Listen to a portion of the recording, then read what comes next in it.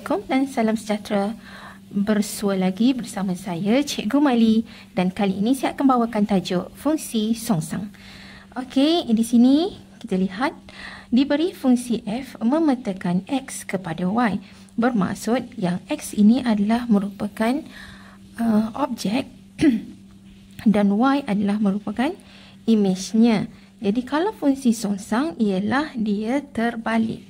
Yang mana yang ini pula akan menjadi objek dan x pula akan menjadi image. Jadi maksudnya laluannya macam ni.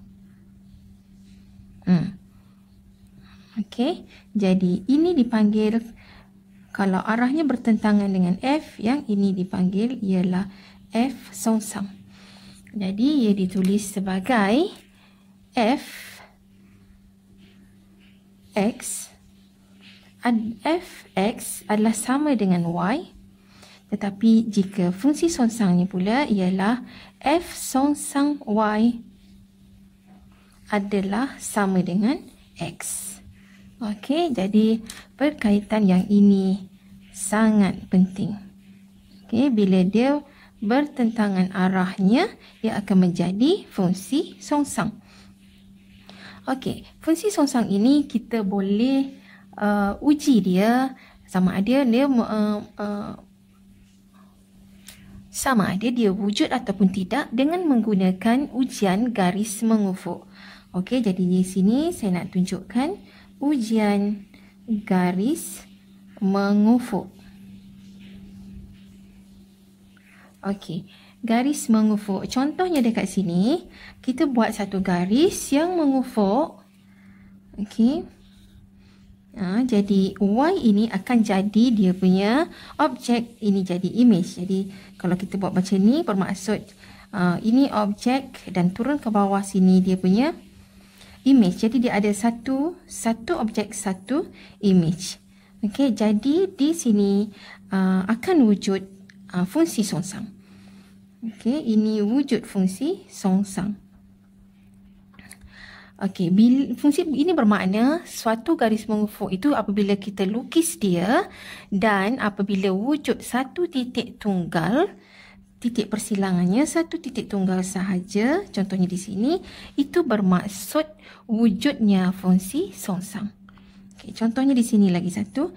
Kalau saya buat di bawah pula, buat garis mengufuk ataupun di atas sekalipun buat garis mengufuk, dia akan ada satu titik persilangan yang tunggal. Okey, yang ini pun sama, satu saja. Ini bermaksud wujud fungsi songsang. Okey, kalau kita tengok yang di bawah sini, yang di bawah apabila kita membuat garis mengufuknya, kita dapati ada dua titik persilangan. Ada dua. Jadi bermaksud apabila ada satu objek, dia dapati ada dua image. Ada dua image di sini. Jadi apabila ada dua image, tidak akan berlaku fungsi songsang. Jadi di sini tiada fungsi songsang. Tidak wujud. Okey, yang ini pun sama. Apabila kita buat satu garis mengufuk, kita dapati ada 3 tempat. Nah, wujud lebih daripada satu titik bermaksud tiada fungsi songsang ataupun fungsi songsangnya tidak wujud. Fungsi songsang tidak wujud. Okey, jadi di sini senang saja untuk memastikan apabila diberi satu graf untuk memastikan wujudnya fungsi songsang, kita cuma buat ujian garis mengufuk. Apabila ada satu saja titik tunggal, okey, macam ni ada satu saja titik tunggal, bermaksud wujudnya fungsi songsang. Macam inilah dua contoh. Contoh yang pertama dan kedua. Apabila lebih daripada satu, tidak wujud fungsi songsang. Okey, seterusnya sekarang saya akan tunjukkan bagaimana kita nak mencari fungsi songsang. Okey, contohnya di sini, cari fungsi songsang. Untuk soalan yang pertama diberi G memetakan X kepada 2X tambah 5. Jadi langkah yang pertama kita mesti tulis GX sama dengan, tukar dia kepada sama dengan, okey, 2X tambah 5. Okey, soalannya cari fungsi songsang. Kalau diberi fungsi G, bermaksud fungsi songsangnya ialah G songsang X. Okey. Jadi di sini cara nak menjawabnya ialah kita kena anggapkan bahawa G songsang X ini ialah sama dengan Y, katakan. G songsang X sama dengan Y bermaksud bila kita nak tulis GX, kita buat macam ni, bukan GX, GY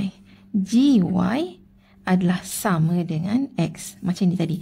Fx sama dengan Y, maka bila terbalik dia, F songsang Y sama dengan X. Tukar kedudukan. Okey, di sini jika saya katakan G songsang X sama dengan Y, maka kita boleh tulis GY adalah sama dengan X. Okey, GY ialah, kalau di sini GX ialah 2X tambah 5. Kalau GY ialah, gantikan ini dengan Y, maka ini pun akan berubah jadi Y. Bermaksud GY ialah 2Y tambah 5 sama dengan X. Dan kita cari Y sama dengan berapa? Jadi di sini 2Y adalah sama dengan X tolak 5. Dan Y adalah sama dengan X tolak 5. 2 pindah ke sini, bahagi 2. Okey, sekarang kita dah pun dapat jawapan untuk G songsang X. Maka G songsang X adalah sama dengan Y. Apa dia Y? Kita dah cari tadi. Y-nya ialah X tolak 5 per 2. Yang ini ialah nilai Y. G songsang X adalah sama dengan Y. Maka G songsang X, Y ini kita gantikan dengan yang kita dah dapat. Iaitu X tolak 5 per 2. Jadi kita dah pun mencari fungsi songsang untuk G. Okey, yang inilah jawapan dia. Okey, kita pergi kepada soalan yang kedua. Okey, seterusnya yang ini diberi fx sama dengan 2 per x tolak 3. Dan bila mana x di bawah, kita kena letakkan syarat untuk x. X tak boleh sama dengan 3. Kalau x sama dengan 3, nanti dia akan jadi 3 tolak 3 kosong. Dan bila 2 per kosong, nanti jadi infinity. Tidak boleh diselesaikan.